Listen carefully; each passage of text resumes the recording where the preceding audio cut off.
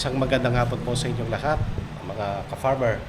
At ako po yung masaya kasi nakita ko po yung dati kong parishioner at teacher at classmate.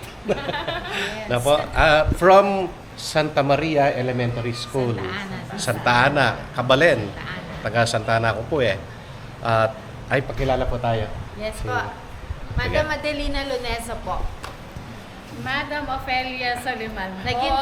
Naging teacher po ng grade 1 na po. Teacher ko ng grade 1 ha, 19 kayo po ito. Pangilinan po ako, no? 1987, 88. Well, hindi na po 1987 eh, grade 1. Pangilinan niya po kanta. Kenny? Pangilinan. Soliman. Soliman.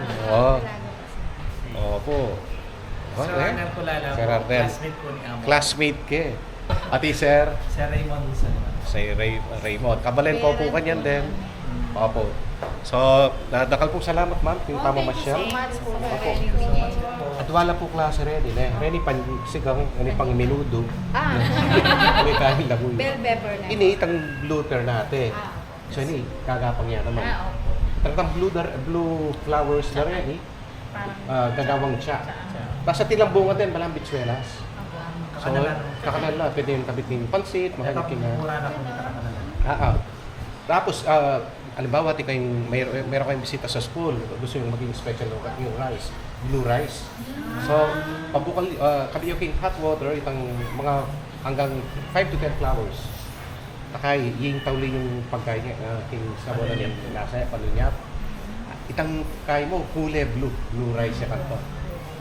May kalagong nga kakit. Ini po Tarragon, ning Tarragon Lady, usually, kaya po yan nangawas kanita. Kimo naman hot water, gawan ng tea. So, gawan yan. Yung bulong na po mismo. Po. Gawan yan. Ay, anak ko din. Gawa yung tea. At saka, at mula ka rin, pwede yung alis. Nito tas siya, tapos may tutumbayang makanyan kasi utang kailangan ng yung sprouts na, hindi kakakaya, sulit. Balubin ka. Star. Ne? Bye-bye, Star. Sige po, thank you very much. Thank you so much Thank you po. po. Opo.